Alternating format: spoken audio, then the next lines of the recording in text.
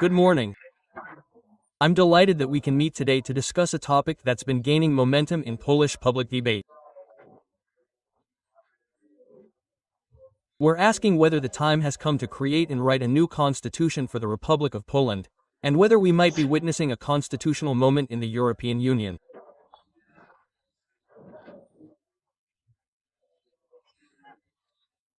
I invite to the stage the distinguished guests of this panel. The originator of this discussion, Professor Zbigniew Stawrowski, a political philosopher associated with the Father Józef Tischner Institute, Dr. Tobiasz Bocheński, MEP and Vice President of the Law and Justice Party, and Dr. Bartosz Lewandowski, an attorney who, due to the political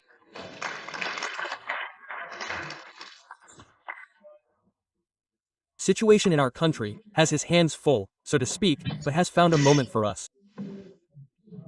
Gentlemen, today we will be discussing two constitutional moments that may inevitably clash with each other. The European one and the Polish one. I suggest we begin with the Polish situation. First, I'll ask whether Poland needs a new constitution, because even conservative circles have doubts about this. I sometimes hear that our constitution isn't poorly written, but it's misread. The Polish constitution, sometimes reviled in the aforementioned conservative circles as a post-communist constitution, Aleksander Kwaśniewski's constitution, a sort of, well,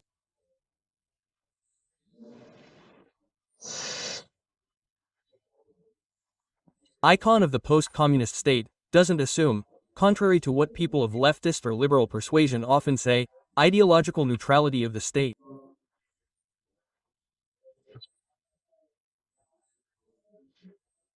A careful reading of the preamble to this constitution reveals a certain outlined constitutional order that would protect values dear to conservatives, dear to those attached to the patriotic ethos.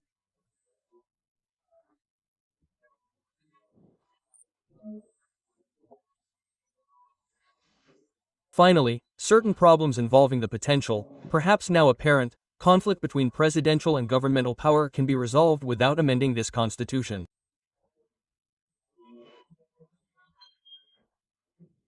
So, is this constitutional moment truly approaching in Poland, and do we really need it? Dr. I'll start. Thank you very much for the invitation. It's a great honor for me. The question seems very timely to me. Is this a constitutional moment? My conviction and opinion is that not yet, I mean almost, but not yet. This has usually been the case throughout history. I'm not inventing or describing anything new. That is, the question of changing the Constitution has always arisen when either social pressure, internal threats, or political crises have caused such a historical moment to occur. I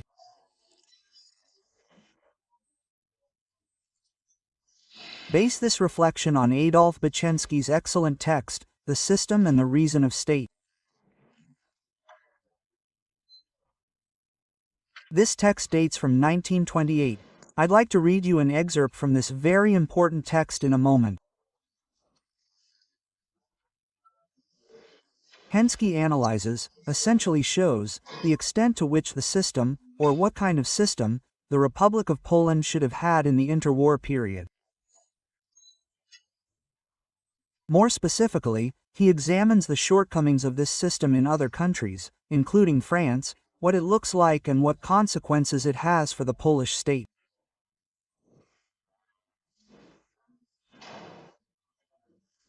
He also recognizes a situation in which we are not currently in. He says that a systemic crisis naturally comes at a certain point, when society realizes that this cannot continue. We are at the very moment when we are beginning this discussion, and it's very encouraging that this panel is devoted to such an issue, that more and more people are realizing that something is wrong with our Constitution in practice. I'm particularly interested in the topic of the Polish judiciary, for example, which has suddenly turned out to be an improbable opportunity to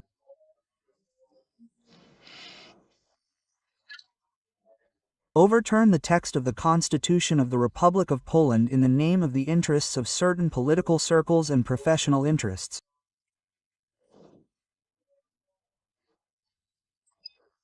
Because the text of the Constitution that was being prepared, even the minutes of the Commission drafting the 1997 Constitution, showed that the matter of electing members of the National Council of the Judiciary, the judicial branch, those 15 members, was left to the law, and it would be the legislature that would decide whether these judges were to be elected from among other judges by judges, or perhaps by the Senate, the Sejm, or perhaps the President. This was an issue that could be regulated constitutionally, on statutory grounds, and this stems directly from the Constitution. Suddenly, it turned out that, no, that's not the case at all, that our Constitution here does not dictate what it directly implies.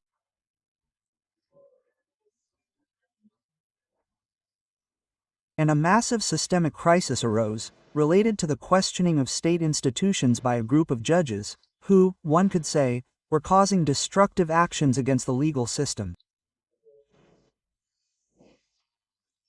And now, if we realize, not to mention other issues, these threads, these disputes, another idea has emerged to question the prerogative of the President of the Republic of Poland, regarding judicial appointments. It turns out that what has been essentially obvious for so many years, that the President decides whether or not to appoint a judge, is his prerogative.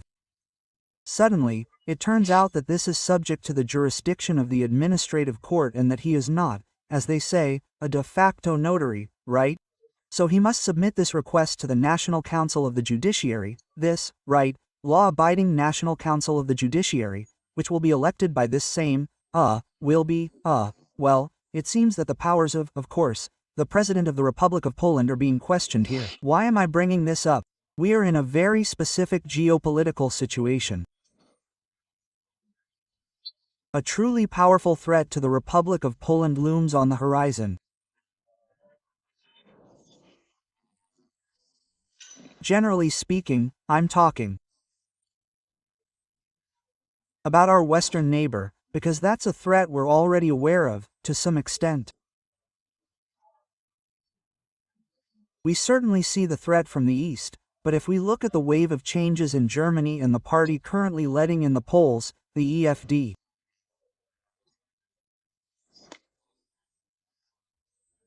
then we will have a huge problem on our Western border. Yes, that's my thesis, related to the political environment that will likely come to power sooner or later, and which will shape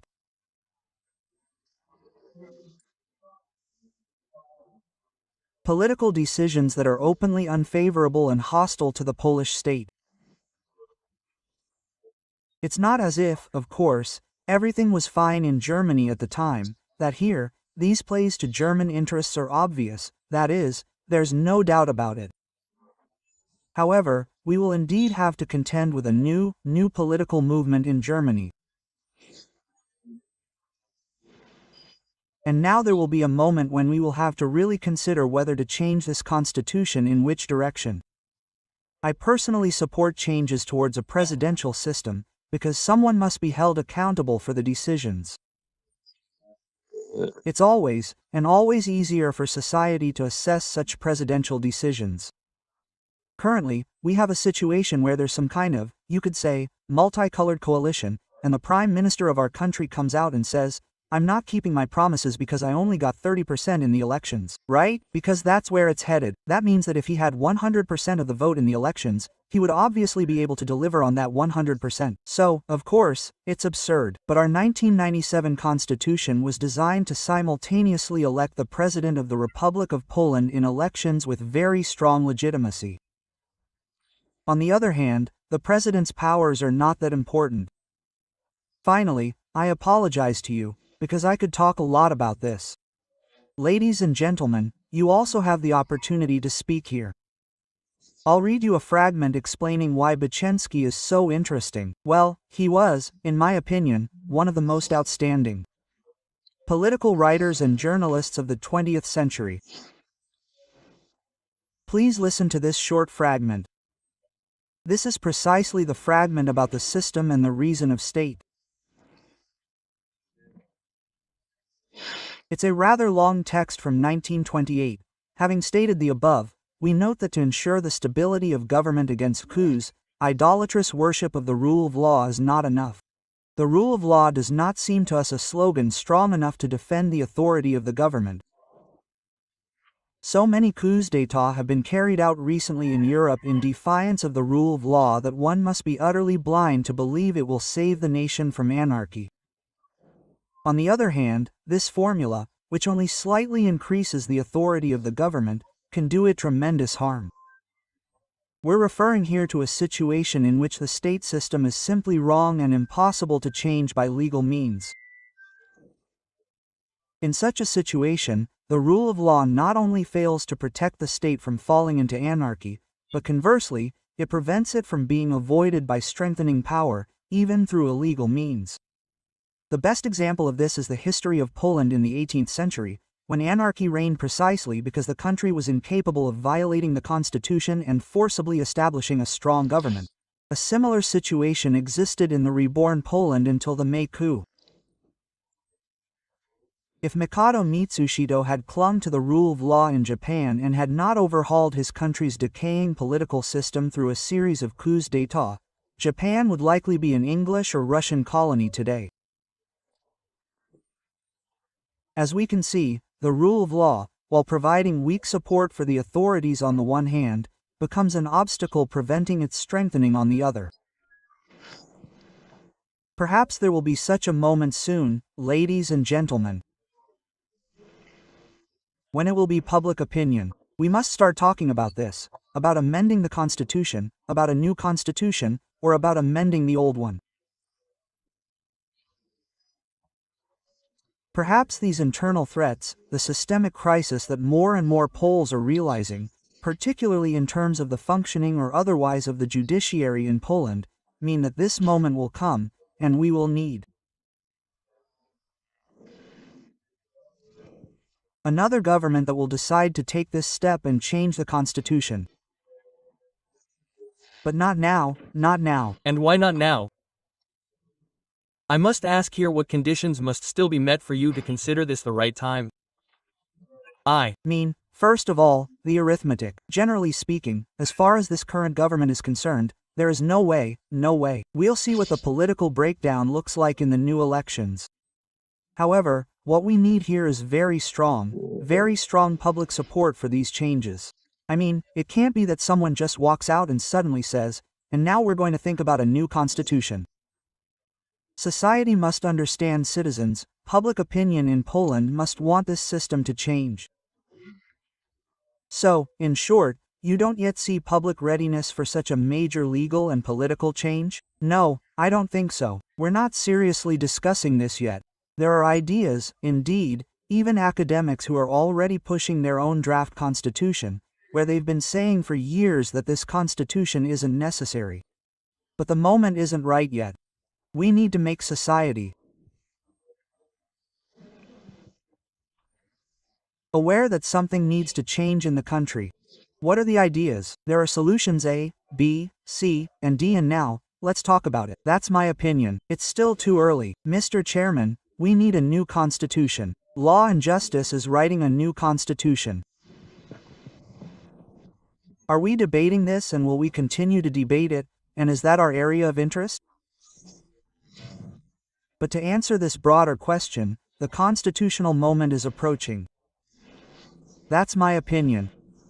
And now I wanted to put forward a somewhat controversial thesis in this discussion, as a doctor of law, but a discussion about the Constitution is not a discussion for lawyers, and there's nothing worse that could happen in the coming years if we were to hand this discussion over to lawyers.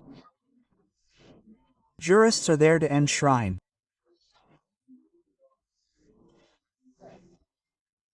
certain ideas, certain civilizational, cultural, political, and geopolitical diagnoses in legal provisions, but they are not there to impose a constitution on the nation. I reduce them to the role of scribes, and that is fundamental, and that is what I miss in Poland. I mean, I would prefer the discussion on the new constitution to be preceded by a serious discussion among intellectuals, philosophers, and sociologists about the diagnosis. Why do I say that the constitutional moment is approaching? If we look at our times from a broader perspective, if we were to intellectually project ourselves into the future and consider how historians will describe our times, then undoubtedly the international order is collapsing and being reshaped before our eyes. In the East, we have Imperial Russia, which may or may not have the potential to threaten the Polish-Lithuanian Commonwealth, but this massive Russian mass is advancing on our side of Europe, as it always has, and for the last 300 to 400 years, we, the Polish-Lithuanian Commonwealth, and the European nations have repelled this threat.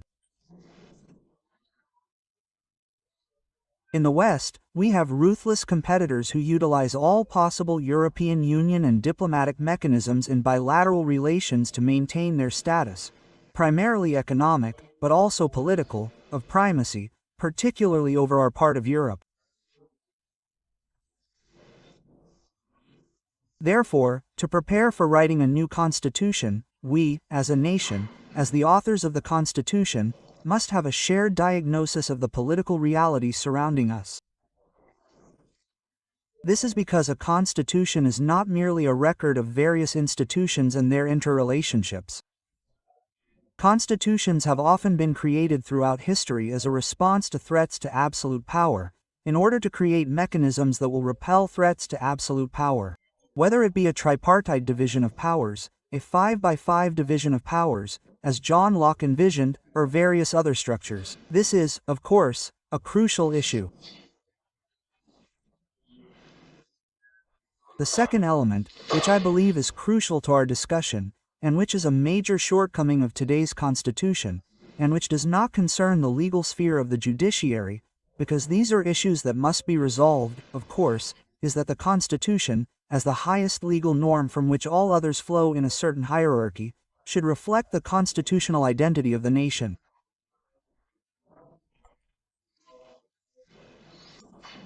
The current constitution bears no relation to our great heritage, especially the great heritage of the First Polish Republic. And we must realize that our heritage of the First Polish Republic, although for ideological reasons presented by intellectuals like Kolakowski and others as stupid, blind, uneducated Sarmatism, is not a true portrayal. And much of the heritage of the First Polish Republic, the constitutional system, the Henrician Articles, the various relationships between royal power and, the nobility, between the Senate, the Sejm, and the regional assemblies. This is the great legacy of Republican thought, which was an effective form of political conduct for a certain period, until each, like every system, degenerates. Philosophers have written about this. Similarly, the system of the First Polish Republic degenerated and was unable to repair itself. And for us to have a good constitution, it must also refer to that legacy. I propose this thesis, which some may find controversial, because it lacks a direct historical context and connection to the creation of the 1997 Constitution. But when we consider the position of the president today in the 1997 Constitution and compare it to an elected king, we see very abstract yet general connections between the two. And of course, we can discuss what the direct reasons were for creating the 1997 Constitution. In this form, and no other, we can refer to Leszek Kwasniewski, these figures.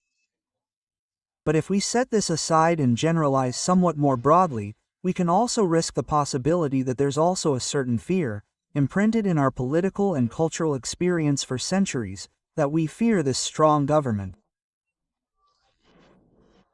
And this is the more practical element concerning the Constitution. Of course, the judiciary, the relationships between the various branches of government, and how to incorporate certain safeguards into the Constitution to make it function better, are very important. But the fundamental issue, I agree with you, is the issue of executive power, regardless of whether it's a chancellorial system or a presidential system. And this is for two reasons. First, because we need a strong executive to implement effective reforms and manage the state in a situation where this state truly needs to be managed. because we need a clear definition of the Polish raison d'etat among the political elite and implement it across multiple fronts, and only with a strong executive can this be achieved. This can't be done in any large collegial body, which is always snarled by conflicting interests, but there's also a second reason worth considering. If we look at sociological research, how do Poles view Polish politicians? Well, that's a startling assessment. The parliamentary profession, the level of public trust it enjoys. It's a tragic situation. Why might one ask this question? Because, in the common, colloquial understanding of politics, most people see it as people who come to hold a position, take money, and do nothing.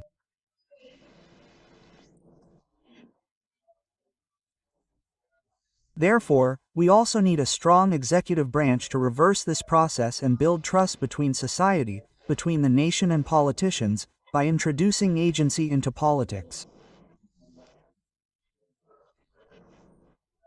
That means that if politicians promise something, they must be able to deliver on it, and if they don't, they must be removed, and only an efficient executive can achieve this.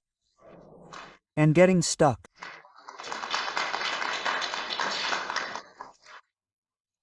In a certain political impossibilism, when certain legal institutions of such a balancing act between powers no longer constitute a balancing act, but rather act as a brake to the point that nothing can be accomplished, causes a natural reaction of discouragement. And this is also an incredibly important element for the future of the system, because the bond between those who are sovereign and those who are to implement the sovereign's will must be very strong and close. If we want to create not just a collection of selfish individuals who view each other differently, but if we want to create a political community guided by a certain interest and moving in a certain direction, these are, I would say, the two elements in connection with the constitutional discussion that are most important to me. And jurists are there because they have excellent knowledge of comparative law. They know how the American Constitution was created, what its provisions are. They know the presidential system in France, they know the chancellor's system, and they understand the unwritten British Constitution. But they exist, their knowledge serves to write the appropriate institutions, also drawing on Polish constitutional achievements dating back to the First Polish Republic, in such a way that it is effective. And we can't reverse this by handing it over to lawyers who happen to have a vision. Someone who wrote a habilitation thesis on the Fifth Republic believes it's best that we take solutions from the Fifth Republic. It will be ineffective because it will be neither rooted in the current diagnosis and our state of affairs, nor in the intangible cultural network that is characteristic of our political culture, which is simply Polish. And this, to me, is extremely important in this discussion. Your comment, of course, raises a number of interesting threads. I'm not going to ask Professor Stawrowski what he thinks of the current Constitution, as he has been a well-known and consistent critic of the current Constitution for years.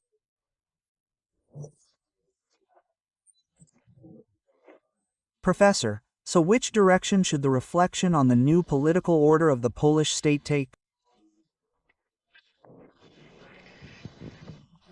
I'll get to that question in a moment, because it's essentially the main topic of our meeting. Oh, that's probably better. Firstly, I'm very pleased that the previous speaker made it clear that the constitutional issue is not a matter for lawyers. Truly, the constitutional issue is too serious to be left in the hands of lawyers and constitutionalists. I'm talking about issues that precede lawyers' considerations. The fact that my predecessors are lawyers does not exclude them from the debate in any way, because by entering this debate, they go beyond the narrowly understood perspective of lawyers, who, admittedly, attempt to interpret a certain existing legal system, but ask themselves fundamental questions that already go beyond their field, while at the same time having very important experiences as lawyers. This is their great advantage in this debate. I'll start, it's supposed to be philosophical, so I'll start with a quote I really like. It's from Aristotle's fourth book of Politics.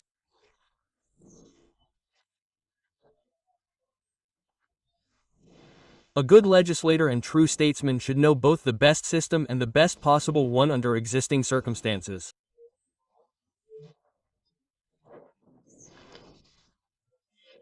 The key word here is both.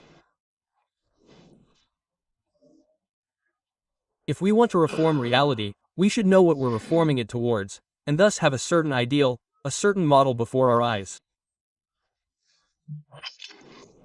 And here, this model of the best system.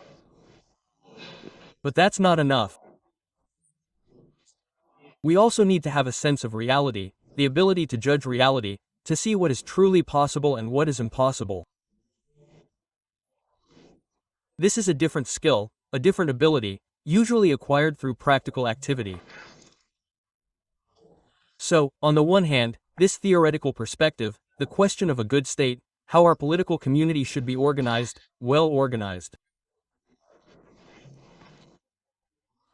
On the other hand, how can we repair this community we have, the one we inherited? These are two different questions. Of course, it would be best if someone could think in both dimensions. But it doesn't matter if we exchange different perspectives here. First, let me say a few words about what is, in a sense, my main area of activity, the question of a well-ordered political community. I will, of course, call this well-ordered political community very briefly, but it will be an important definition. This is a republican state of law. A republican state of law. On the one hand, we have the entire republican tradition, I might add, the classical one, not the one that began with the French Revolution, where a republic consists of beheading the ruler. No, the republican tradition sees the political community as an area of concern for citizens, and above all, an area of concern for those who hold political office.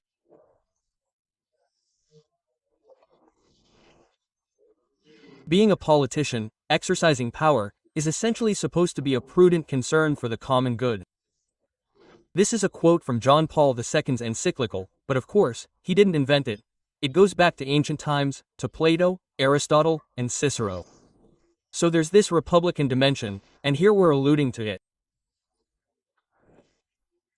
We Poles have it subconsciously. It's been pulsing within us since the beginning of Polish culture, since the story of Master Delupek Wincenty. We already have this element. The government exists to care for the common good. That's one element. And the second element is the rule of law. I didn't say the rule of law without reason. If we refer to the current constitution, Article 2 states that the Republic of Poland is a democratic state governed by the rule of law, and so on. Right? There's a difference between the rule of law and the rule of law. In Polish, this is, of course, a translation of the German Rechtsstaat, but in Polish we have two terms, the rule of law and the rule of law. This will slowly allow us to distinguish between a state structure that is lawful in the sense that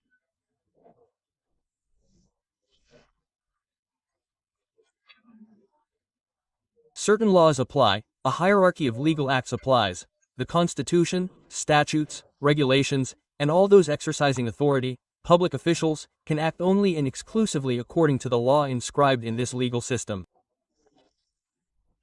Isn't it true? This is a rule of law, meaning the law must be obeyed. But the Polish word, rule of law, adds something more. Namely, that these legal acts that are enforced don't have to be wise, rational, or just. They can also be downright unwise and harmful. The rule of law is something more. It is also a legal culture, a category of equity, not just the letter of the law. Well, I'm suggesting the rule of law, not just the rule of law. Let me point out that in Poland after 1989, the constitution also sort of solidified this, that the rule of law was in force. The rule of law wasn't entirely true, but the rule of law was in force, meaning people tried to follow the letter of the law. The law isn't entirely, unequivocal, so there were disputes over interpretation, stretching the law, and some legal misappropriation, but they still tried to uphold the framework of the rule of law. This changed after 1922, after the change of government. The rule of law itself was questioned because the hierarchy of legal acts was questioned. Since regulations are, admittedly, more important than statutes, and even than the Constitution, it means we're in a completely different place. This is an important issue describing the factual situation, but I don't want to dwell on it. One more comment regarding thinking, yes, theoretical thinking about the state. Here, a specific issue arose. Concerning the division of powers. We know, of course, that this division, the tripartite division of powers, which people often treat as dogma, more strongly than Catholics believe in the dogma of the Holy Trinity, is simplified and untrue. Attributing this to Montesquieu is also untrue, because he didn't invent it. Never mind, ladies and gentlemen, there is one. I'm also speaking here to my colleagues. There is one much more fundamental division, the most fundamental division within power. This is the division between sovereign, superior power and executive power. Today's dispute, for example, between the Prime Minister and the President, is not a dispute within executive power. It's a dispute over who makes the final decisions, who represents the nation is, let's say, a body. A body. As sovereign, right? Who is the main representative of the nation as a representative of the sovereign power? That's what the dispute is about. The attempt to place the president under a chandelier is precisely reducing him to executive power by the sovereign, right, who would be, for example, the prime minister. And vice versa.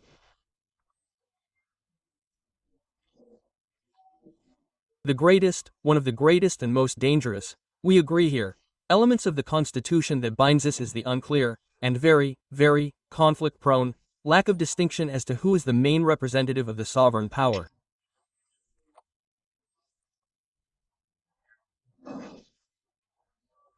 Well, it boils down to whether it should be a president or a parliamentary majority led by the prime minister. These are just a few of the points we've made so that each of us can talk for a long time, but we should be a little more sparing. These are just two observations regarding the essence of a well-organized state. This model can be written down, and what's more, it needs to be written down as quickly as possible, regardless of whether this is a constitutional moment, whether or not it should be kept in a drawer.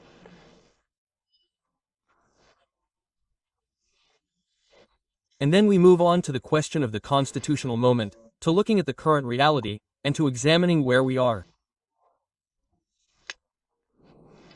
But perhaps I should give my colleagues a voice here, and then. The question immediately emerges from your comments. Is this constitutional moment possible, considering the diagnoses that have probably been made for a long time in the circles of the Poland Grand Project Foundation? This means that the Polish state after 1989, let me remind you, was founded on the negation of the Solidarity legacy, and consequently on the negation of the Republican component in Polish political culture. It was founded as a state that, above all, aspires to certain Western political models and imitatively incorporates them.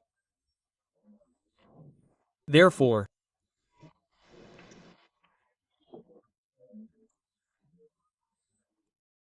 this sovereign, this society, which was supposed to select those who have been pilloried for several decades, is viewed from a perspective of a certain distrust as a repository of dark emotions.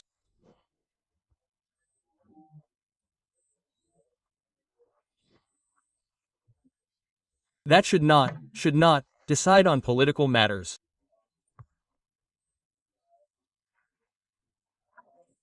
Apart from perhaps casting votes in elections, because it is the enlightened elites who are better at imitating Western models and therefore capable of managing the political life of our community, who should do so.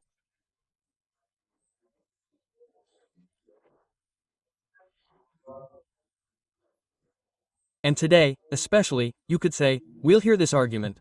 Populists won't write our constitution, but you could say, well, those left liberal elites will say so, but as a society, trained in this kind of thinking for several decades, truly ready to seriously consider matters of political community?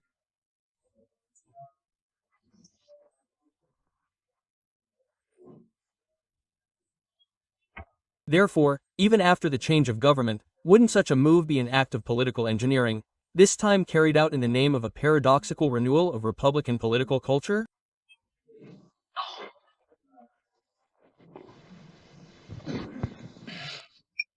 First of all, why do I believe this moment is approaching? Ladies and gentlemen, what the editor mentioned. We are witnessing before our eyes a paradigm shift in Western culture.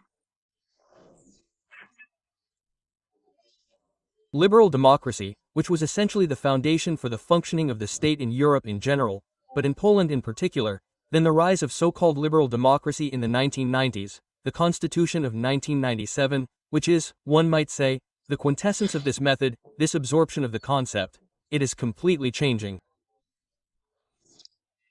Today, liberal democracy has less and less in common with democracy and less to do with liberalism. Because if liberal democracy is to be based on institutions or power within institutions, whether at the international level or at the state level, it is guaranteed to so-called liberals or left liberal circles, that is, the ruling class. And if society expresses a different view in elections, it already votes for populists, fascists, those who threaten democracy, and so on. Because we've known this narrative for years, we're suddenly facing a certain crisis. Suddenly, society is opening its eyes. Please note, this isn't just a Polish issue. The generation of people who were born in the Third Polish Republic,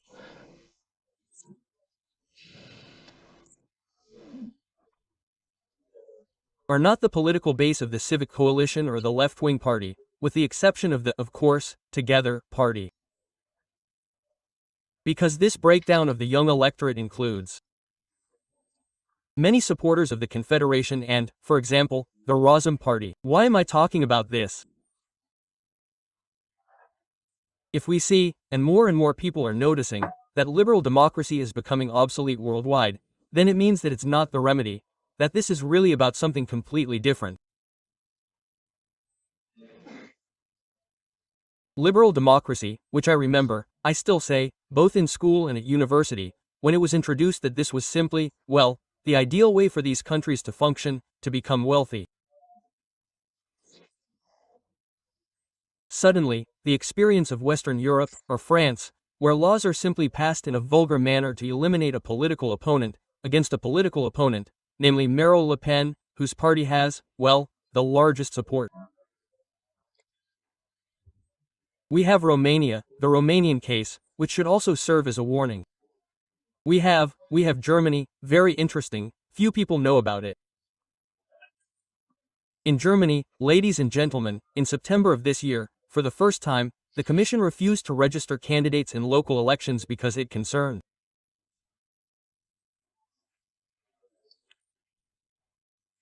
two Northwest federal states, due to the views of individual candidates who called for re-emigration, right? So, these actions are clearly contrary to these conditions or these principles of democracy.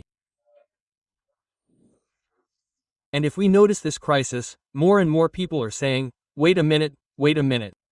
Well, liberal democracy isn't quite what it seems. A very strong current is emerging, particularly among young and middle-aged voters who are looking for something different. Why, for example, did they manage to change the constitution in Hungary? Why? Well, Orban there propagated the view that liberal democracy is a sham.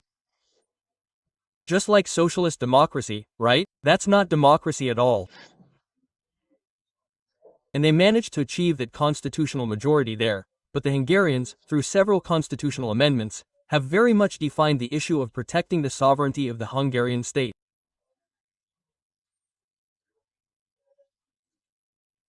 In my opinion, this also awaits us, because what you said is also a very important issue, namely the relationship between the state and Poland and the bodies of the European Union.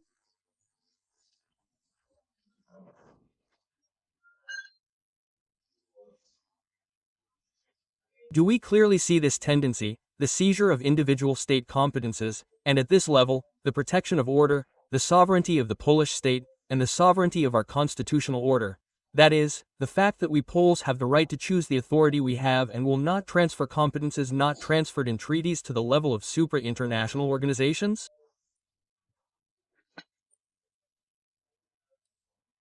Or, as they like to say, supranational. But will we manage to write this new constitution in this regard? Because here we touch on the second constitutional moment, the European one. This has been discussed recently. Well, the European Union has communitized debt. This may be the Hamiltonian moment. Before our eyes, unnoticed for some, perhaps unnoticed for many, a pan-European state is emerging. We already have a European Constitutional Court, although we don't have a document that would constitute a constitution. Soon, EU budgets may be conditioned by the principle of maintaining the rule of law, and so on and so forth. Mr. President, are European superstates emerging before our eyes? Very intensive efforts are being made to make this happen. We must remember that in the European Union, virtually none of the classic legal institutions of our civilization exist, which curb or restrain the government. That is, there is no separation of powers there, and the basic principles of the rule of law are not respected. I could give many examples. I'll give you the example of a parliamentary regulation, which Donald Tusk's government is incredibly excited about, namely the defense money. There is no legal basis in the treaties for this regulation. There simply isn't one. I was the rapporteur on the legal basis of the European Parliament when the Commission sent it. There is no basis. I wrote the report even though I'm in the opposition. All MEPs voted in favor of the lack of a legal basis, and they don't care at all because they know that the European Parliament has submitted a request to the court to review the legality of the regulation in accordance with the treaties. It contains several hundred billion euros that will be spent anyway. Therefore, the court will find that the regulation has no legal basis, but the money was spent, so for reasons of EU budgetary security, it remains in force. In other words, it's a purely coercive implementation of regulations inconsistent with European law.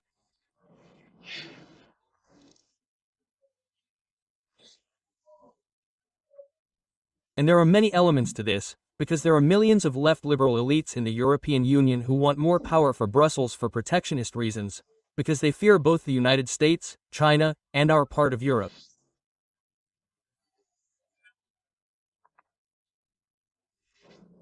The tension between them and us lies in the fact that they actually possess enormous capital resources, live off this capital, work much less, and can afford to regulate social relations differently than we do. We, on the other hand, work much harder, are much more determined in the pursuit of a certain wealth, which threatens them. So what they will use are all kinds of protectionist mechanisms. And discussions like the one in Poland regarding transport regulations to improve the well-being of German and French freight forwarding companies. This is just a subtle sliver of a much broader phenomenon. Because if someone lives off capital and interest and works much less, they are much less creative, and their state or community doesn't provide them with the kind of incentives or impulses that would be pro-development, while on the other hand, their very dynamic neighbors are pushed by this aspiration or desire to catch up with the mythical West.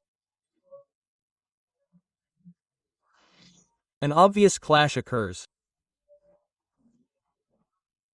And now, if those countries, and this is also the problem of the French and Germans, are unwilling and lack the political capacity to undertake reforms that would mobilize and change social relations to work harder in other paradigms, and there is no such will, we see this in the Yellow Vests and various events, then it means they must introduce legal and political solutions that will guarantee their status, even if only proportionally compared to the current one, which means they will suppress and stifle us. And of course, in the European Union, the desire for centralization also stems from current political processes. This means that the centralized European Commission is ignored, as it never was under Ursula von der Leyen. Commissioners from other European Union countries theoretically have the ability to oppose the head of the Commission at European Commission meetings. Nothing of the sort happens because she has completely curtailed all forms of internal debate within the European Commission. Her entire activity currently revolves around using raw economic and political power within the European Union to change Europe without changing the treaties, because she knows there's no political will among the European nations to make this happen, so she does. It's a creeping revolution behind the scenes, but it's happening all the time, and it's obviously in the German interest, and that's what Germany has a problem with, because it's in the interest of, for example, those who have deeply embedded themselves in the structures of the European Union and are even representatives of the CDU and the CS, but they've already broken away from German conditions. Merck has a huge problem because those in Brussels want to centralize this power.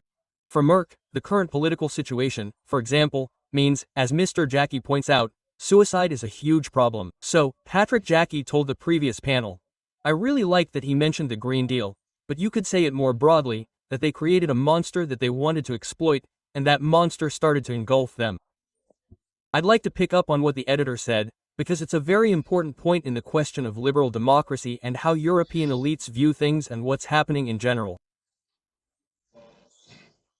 The terminology has been stolen from us, because there's no longer any liberal democracy in the sense we use the word. That is, we're using a certain label that has changed its meaning. And it seems to me that this is, of course, a very broad, long discussion concerning the relationship between left-wing ideology after 1968 and to this day, how it has hollowed out certain concepts and changed their meaning. Yes. And they look completely different today. And the conflict lies in the fact that, firstly, both camps, let's say conservative and left liberal, not only have different value systems but also use concepts differently. And my most shocking experience in the European Parliament, and yet, despite my education in this field, is that I am unable, to communicate with liberal or left-wing MPs during discussions because they don't understand what I'm saying. This is partly because those who aren't strictly top brass believe deeply in this ideology.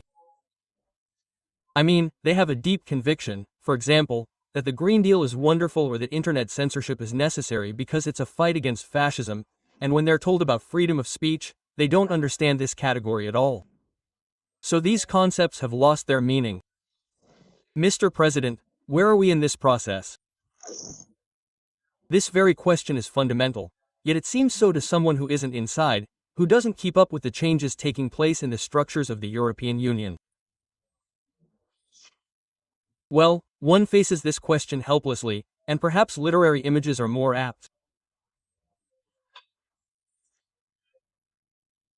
I'm thinking of the Frenchman, of his protagonist, who suddenly awakens in some reality where he's either a petitioner in some castle whose reality and rules he still has to discern, but this reality is overwhelming and all-encompassing, or within some kind of legal process to which he's subjected and which seems to him to be created ad hoc, suddenly before his eyes, but in reality he's being told that this is an eternal process.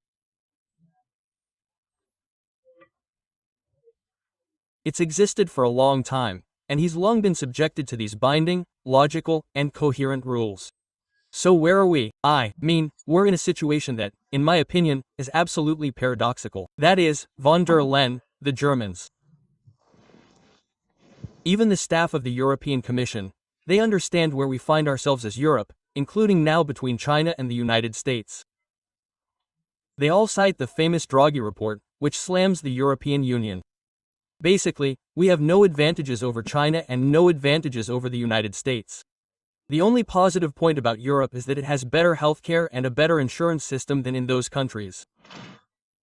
There's no positive in any other sphere of innovation, science, or entrepreneurship that would make the European Union look bad.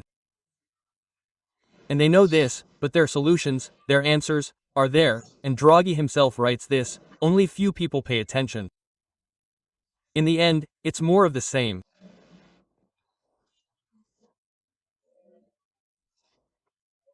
It's not that the problem is that over-regulation, excessive protectionism, an excessive number of various Green Deals, various ideological ideas led to the disaster in the European Union, but more of the same.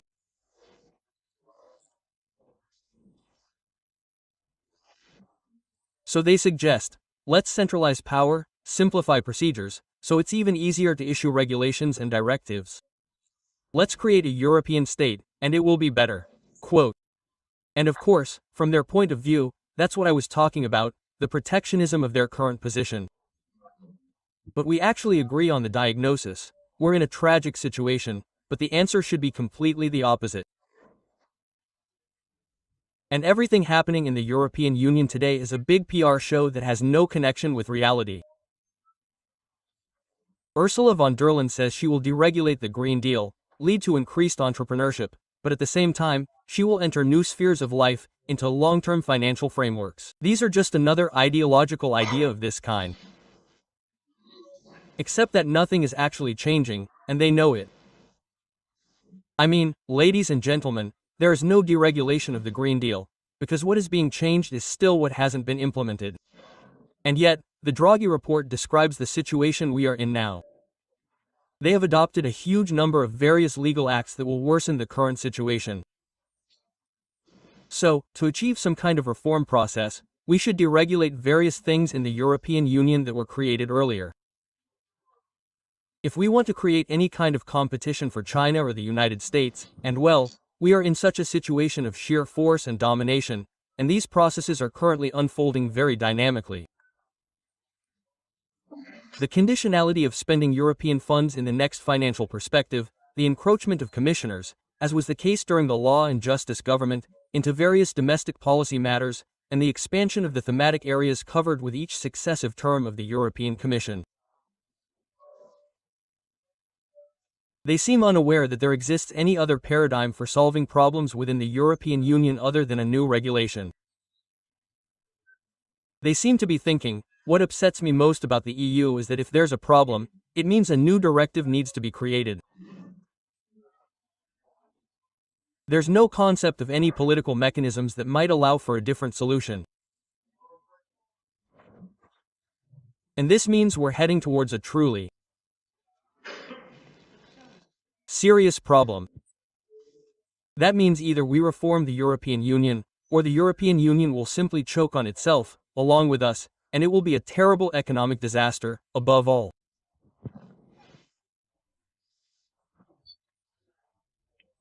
Professor, are we still in a union formed by sovereign states delegating certain powers to this larger entity, or are we already in a European state? How do you perceive the constitutional moment in the European Union? I'll talk about the constitutional moment, because it's receded into the background. This is important, ladies and gentlemen. The constitutional moment isn't something that will fall upon us and we should just passively wait for it. If you look at the constitutions that have been drafted, including the one in '97, the May 3rd Constitution, the American Constitution, it's clear that the constitutional moment is being prepared.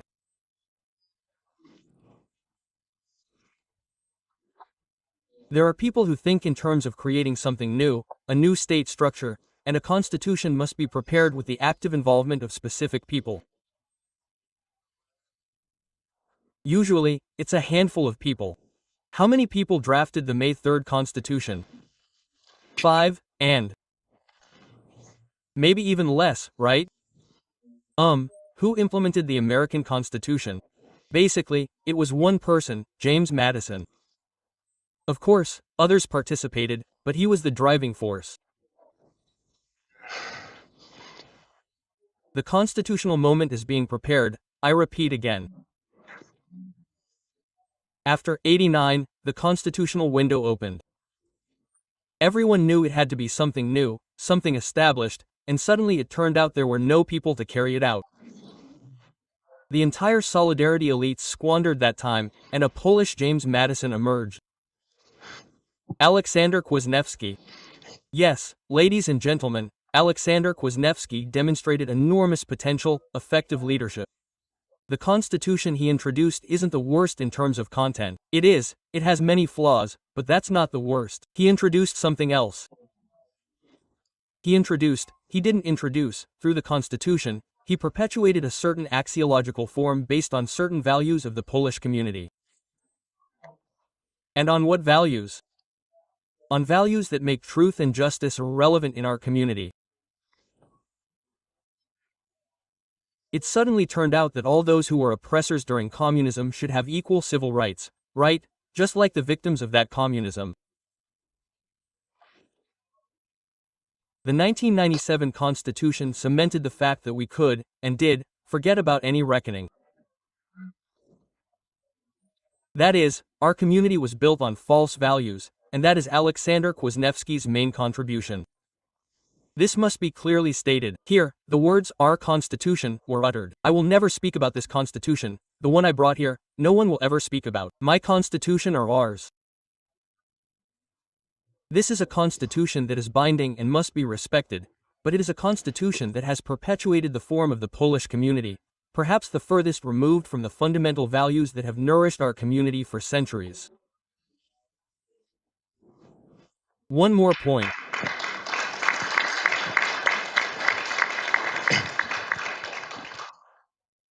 Regarding the European Union, they have been working for a long time to prepare for the constitutional moment. After all, they tried to introduce a constitution in 2004. It was passed, right? But it failed in referenda in France and Ireland. This plan, what does it mean to introduce a constitution? To introduce one state. A constitution is a constitution of one community. It failed then. So the time has come to verify the possibilities, and the same idea, the same concept, is being pushed forward, based on the principle of a fait accompli policy, right? But ultimately, we are heading in the same direction. Certain groups in Europe have a clearly defined goal. And who are these groups? Well, it's clear, because it's already being clearly declared. This isn't Schumann, Adenauer, is it? The Gasparic, and some Christian roots. It isn't, it's Spinelli, the communist Spinelli, whose name is on the most important building in Brussels. It's now being made explicit, without any shame, that these are communist roots, and that also needs to be made clear. And that's my answer to the question, but I'll say one more thing for the future, right? There's a note for all of us, especially the gentlemen. I have to share some news that, while preparing for this meeting, I realized something was happening. It was people in the gentleman's age, just before 40, who implemented these most important constitutions, the American Constitution, into the Constitution. James Madison was 36, just like at the Philadelphia Convention. Hugo Kollontaj was 40, right? Alexander Kwasniewski was 39. This is the best age to devote all your life energy to a positive cause. But for this positive goal to have a positive impact, it's crucial that the content of this, constitutional act simply makes sense, is a republican state governed by the rule of law. Well,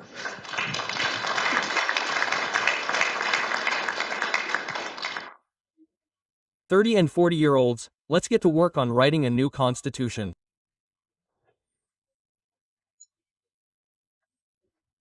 Such a conversation may be merely a preliminary multi-voice discussion, but let's hope it also sows the seed for work on the constitutional moment we've heard so much about today from Professor Stawrowski. Thank you very much, gentlemen. Thank you.